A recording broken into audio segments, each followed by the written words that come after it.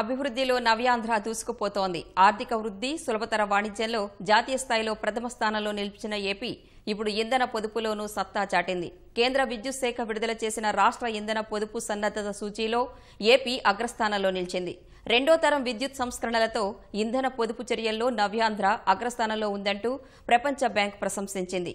జాతీయ ఇంధన పొదుపు సంస్థ, bureau of energy efficiency BEE, నీతి ఆయోగ్ సంయుక్తంగా రూపొందించిన సూచీలోనూ ఏపీ ఇతర రాష్ట్రాల కంటే ముందు వరుసలో నిలిచింది. సౌర, పవన విద్యుత్తో పాటు హైబ్రిడ్ విద్యుత్ ఉత్పత్తిపై దృష్టి సారించిన నవ్యాంధ్ర విద్యుత్ పొదుపులోనూ వినూత్న సంస్కరణల్ని అమలు చేసి దేశంలో అగ్రస్థానంలో నిలుస్తోంది. ఇంధన పొదుపు చర్యల్లో ఏపీ అగ్రస్థానంలో నిలిస్తే కేరళ, పంజాబ్, రాజస్థాన్, మహారాష్ట్ర తర్వాతి స్థానాలు దక్కించుకున్నాయి. భవనాలు, ఇళ్లు, పరిశ్రమలతో పాటు విద్యుత్ పంపిణీ సంస్థల్లో పెర్ఫార్మ్, అచీవ్, ట్రేడ్ పీఏటీ పథకం ద్వారా ఏపీ ఇంధన పొదుపు కార్యక్రమాలను అమలు చేస్తోంది.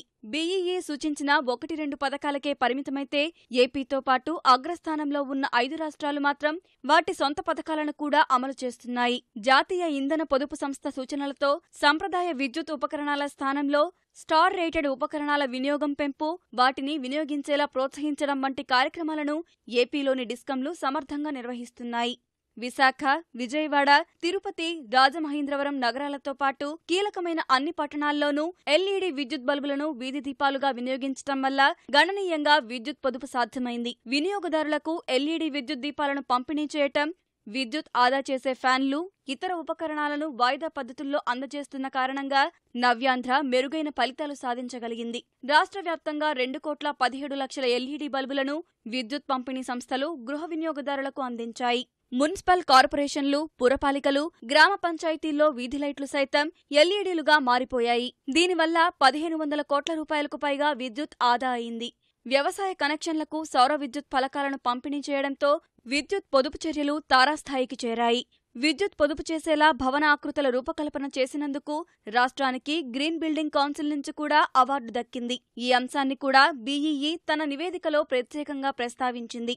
విద్యుత్ పొదుపు, సాంప్రదాయేతర ఇంధన వనరుల ద్వారా విద్యుత్ ఉత్పత్తి, విద్యుత్ ఆదా చేసే ఉపకరణాలు, సరఫరా, పంపిణీ నష్టాల తగ్గింపు అంశాలపై రాష్ట్ర ప్రభుత్వం దృష్టి సారించింది. ప్రణాళికాబద్ధంగా లక్ష్యాలను చేరుకోవటంలో ప్రభుత్వ యంత్రాంగం విజయం సాధించింది. ప్రస్తుత ఆర్థిక సంవత్సరంలో ఏపీ ట్రాన్స్కో సంస్థ సరఫరా నష్టాలను కేవలం 3.12% పరిమితం చేయగలిగింది. జాతీయ సగటుతో పోలిస్తే ఇది అత్యంత కనిష్ట మార్కుగా నిలిచిపోనుంది. విద్యుత్ పంపిణీ నష్టాలు అతి తక్కువగా 4.18% కలిగిన తూర్పు విద్యుత్ పంపిణీ సంస్థ ఈపీడీసీఎల్ దేశంలోనే అగ్రస్థానంలో కొనసాగుతోంది. సంవత్సరంన్నర కాలంలో దాదాపు 1 కోటి కుటుంబాలకు 2 కోట్ల ఎల్ఈడి బల్బుని మనము పంపిణీ చేయటం వల్ల 1,600 మిలియన్ యూనిట్ల విద్యుత్తును మనం ఆదా చేయగలిగాం. ఇది perhaps no state in the country has achieved this target set by the government of India. ఇప్పటి వరకు మేము వ్యవసాయ రంగం, మున్సిపల్ రంగాల్లో, పట్టణ పురపాలక శాఖల్లోనూ, గృహాలకు సంబంధించి, అలాగనే కొన్ని చోట్ల ఎంఎస్ఎంఈ ప్రధాన మొదలుపెట్టాము. అన్ని రంగాల్లో ఇప్పటికి సంబంధించి దాదాపు 2,000 మిలియన్ యూనిట్ల వరకు విద్యుత్తును ఆదా చేయడం జరిగింది. ఈ వాతావరణంలో వస్తున్న విపరీతమైన మార్పులకు అనుగుణంగా ఇంధన సంరక్షణ కార్యక్రమాలని పెద్ద ఎత్తున చేపట్టాలన్నది అన్ని దేశాలు ఒక నిర్ణయానికి వచ్చాయి. మన భారతదేశంలో ముఖ్యంగా ఆంధ్రప్రదేశ్ రాష్ట్రం ఇంత ముందుకు రావడం వాళ్ళని బాగా గుర్తింపుకు రావడానికి ఆస్కారం ఉందనేది మా భావన.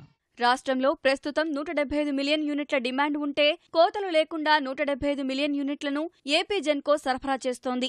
జల విద్యుత్ ద్వారా 179 మెగావాట్ల విద్యుత్ ఉత్పత్తి, థర్మల్ విద్యుత్ ద్వారా 2,822 మెగావాట్ల ఉత్పత్తి జరుగుతోంది. గ్యాస్ ద్వారా 138 మెగావాట్లు, సౌర విద్యుత్ ద్వారా 1,228 మెగావాట్లు, పవన విద్యుత్ ద్వారా 2,816 మెగావాట్ల విద్యుత్ ఉత్పత్తి అవుతోంది.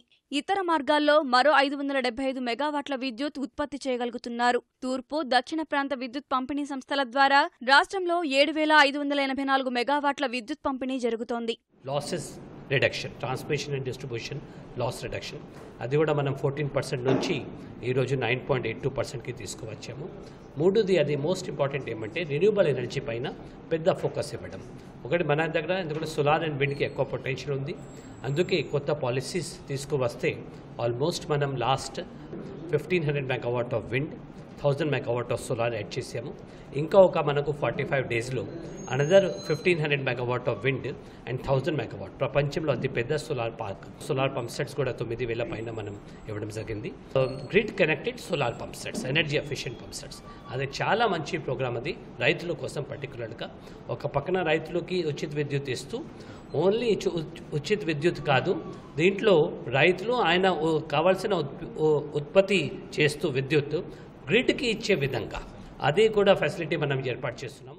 రాష్ట్ర వ్యాప్తంగా 1,71,68,000 విద్యుత్ వినియోగదారులకు నిరంతరం విద్యుత్ ఇవ్వటమే లక్ష్యంగా రాష్ట్ర విద్యుత్ సంస్థలు పనిచేస్తున్నాయి. 2014 నాటికి కేవలం 9,529 మెగావాట్ల విద్యుత్ ఉత్పత్తి ఉంటే 2017-18 నాటికి రాష్ట్ర విద్యుత్ ఉత్పత్తి సామర్థ్యం 17,520 మెగావాట్లకు చేరింది. వరుసగా 3 ఏళ్ల పాటు ఇంధన పొదుపు అవార్డులను ఇంధన శాఖ సాధించింది. సౌర, పవన విద్యుత్తో పాటు హైబ్రిడ్ విధానంలో విద్యుత్ నిల్వ చేసి అవసరమైన తరుణంలో వినియోగించుకునేలా రాష్ట్ర ప్రభుత్వం ప్రయత్నిస్తోంది. దేశ విదేశాలకు చెందిన సంస్థలతో హైబ్రిడ్ విద్యుత్ కోసం ఏపీ ఒప్పందాలు కుదుర్చుకుంటోంది. అనంతపురం, కర్నూలు జిల్లాల్లో తొలి ప్లాంట్లను ఏర్పాటు చేసేందుకు అధికారులు సిద్ధమవుతున్నారు. విద్యుత్ భద్రత సాధించిన ఏపీ ప్రభుత్వం భవిష్యత్తులో విద్యుత్ ఛార్జీలు పెంచబోమని ఇప్పటికే స్పష్టం చేసింది. అవసరమైతే విద్యుత్ ఛార్జీలు తగ్గిస్తామని ప్రభుత్వం హామీ ఇస్తోంది.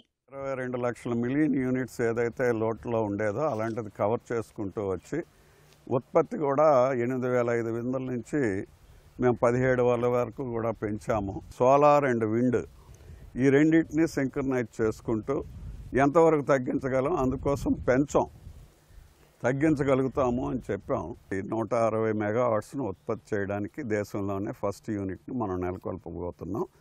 ఈ